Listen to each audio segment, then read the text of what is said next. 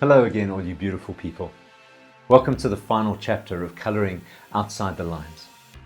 Let's begin once again by checking in with ourselves. What's happening in your body? Is it relaxed and capable, or agitated and depleted? What's happening in your heart? Is it full or empty, open or closed? What's happening in your mind?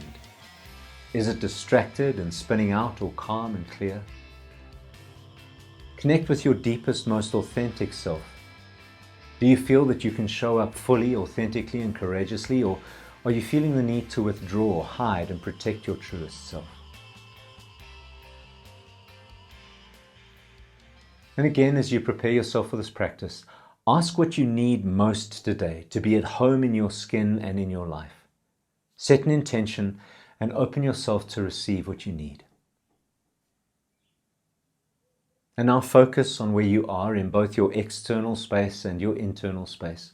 What is making you feel safe and comfortable and relaxed?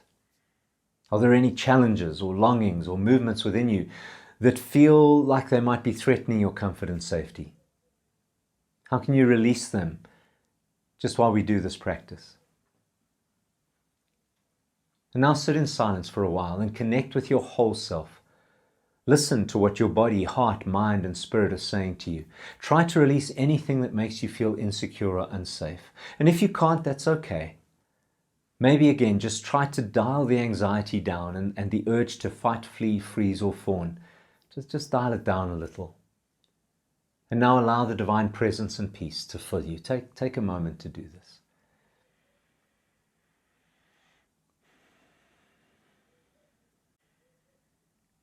My family has always enjoyed fun parks with the roller coasters and bumper cars and Ferris wheels and water slides. When my children were little, a day together at Gold Reef City in Johannesburg, or Ratanga Junction in Cape Town, or Ushaka in Durban would always be filled with laughter and happiness. But those days were not without their challenges. My younger son would often find a ride, usually it was the bumper cars, which he loved. A ride that felt safe, and he wouldn't want to do anything else. He could spend the whole day just on that one ride. And we would show him some of the more exciting rides, and he would usually be very anxious and refuse to go. And eventually we would get him to agree to give it a try, sometimes tearfully. As long as one of his parents joined him, that always had to be the case. And then when we got to the end of the ride, he would be beaming and desperate to go again, and then he would want to spend the whole day on that ride. And while this was lots of fun for him, it also taught him that sometimes the greatest joy is found in doing things that we would never imagine ourselves doing. In the last couple of years, I've been doing something that I never thought I would. I'm playing music in a rock band with friends. From time to time, we get a gig at a party where people dance to our cover versions of songs from the 60s through to the 2000s. Sometimes when I'm on stage, I wonder why I didn't spend more of my life gigging. It's such fun. I mean, of course, I did play lots of music in church, but as a minister, I didn't ever have time to do other gigs. I wish I could have done more, but I'm just really grateful that I get to do it now, something that in previous years I would never have believed I would do. Are there things that you could never imagine yourself doing? Are there things that you secretly wish you could or that you had? And what's stopping you from doing something new? Do you feel that you're too old, or you're the wrong gender or race or religion? What do you see others doing that you feel inspired by, envious of, or enlivened by? What lines would you need to color outside of to do something that you never imagined you would do, but that you wish you could? And what's the worst that could happen if you started coloring outside the lines a little? Religion especially tends to have very clear lines of thou shalt not. It's not just about sinning. Somehow we develop these unspoken, or sometimes they are spoken, rules about what we can and can't do. Like my wife, who once got into trouble for wearing brightly colored newsprint stockings because the pastor thought it made it look like her legs were tattooed. Really? Now, Jesus knew about this. He was always doing what he wasn't supposed to, healing people on the Sabbath, going into Gentile and Samaritan areas, letting his disciples pick grain on the Sabbath, eating in the homes of the unclean people. Of course, it's not just religion that does this. Our society cultures do it too. We have unspoken rules about what clothes we should wear for our age or for our gender, or how long our hair should be, or how we should play, or what work is considered acceptable. I can't help but wonder, what if we were less concerned about following rules and began to explore the things our hearts long for? Yes, of course, we have to consider the impact on others, and sometimes there are reasons why we can't do the exact thing we long for. We aren't financially able, or our bodies aren't capable, or whatever it may be.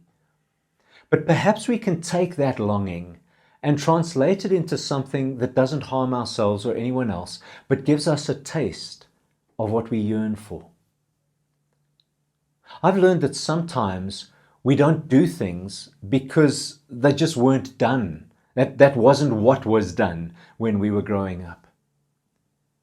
And now we see people doing things differently, and we either write them off as this generation being bad or lazy, or we wistfully watch and wish we could do these things that we've denied ourselves.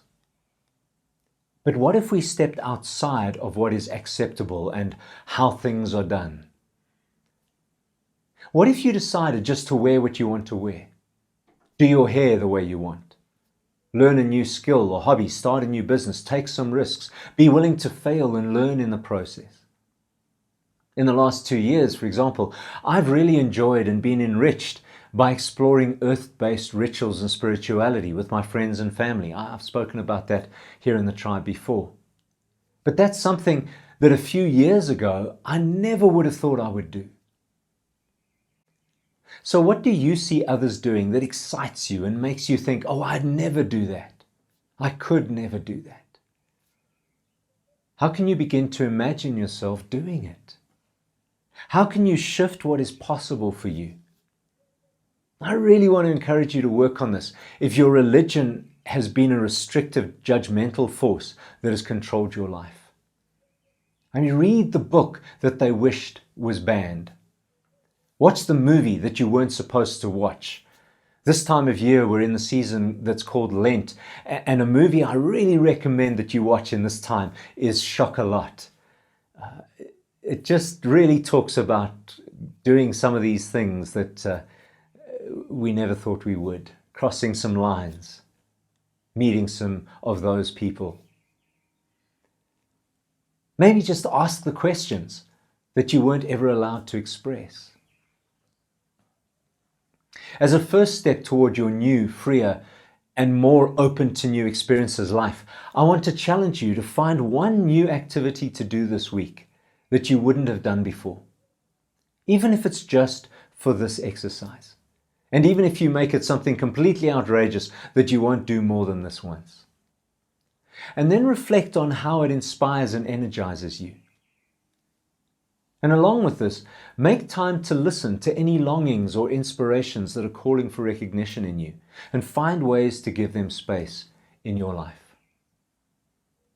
Who knew that we could do these things that we never thought we could? And who knew that they could bring us to life so much, and also open doors for us to connect with both friends and strangers in new ways? And so once again, take a moment, breathe deeply, and focus on what caught your attention in today's meditation. Ask yourself why these things specifically connected with you. And you can stop and write them down if you want to, so that you don't lose them. And then when you're ready, reflect on your responses to the challenge to embrace those people. And these same two questions that we've been using in the last few weeks might be helpful to you. Firstly, what 3 things do you fear when you consider doing something you never thought you would? And secondly, what 3 things can you do to allay these fears, to silence them a little? Just think about that for a moment.